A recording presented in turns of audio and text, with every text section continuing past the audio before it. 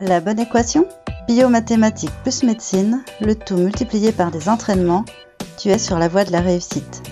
Vise le pass avec Isa. UE4 Biomathématiques. Chapitre référent, les probabilités.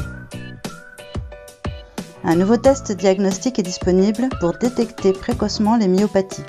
Il est évalué sur un échantillon de 500 individus tirés au sort à partir de la base nationale de l'assurance maladie dans laquelle l'information sur la présence de myopathie est disponible.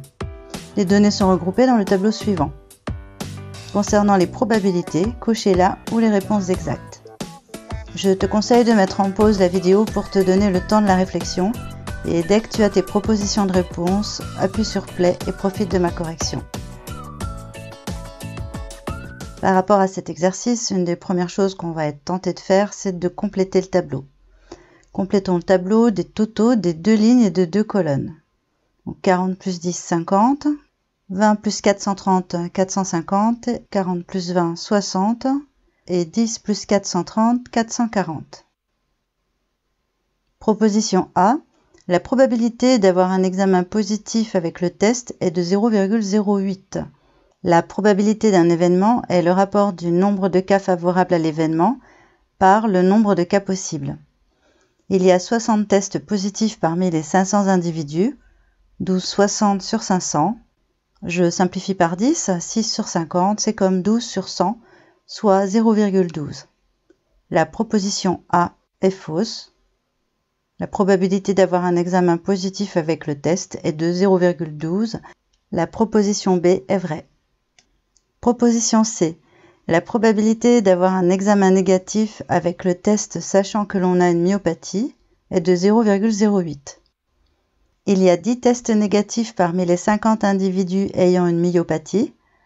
On fait le quotient 10 sur 50, c'est égal à 1 cinquième après simplification par 10, soit 0,2. La proposition C est fausse. La probabilité d'avoir un examen négatif avec le test, sachant que l'on a une myopathie, est de 0,20. La proposition D est vraie.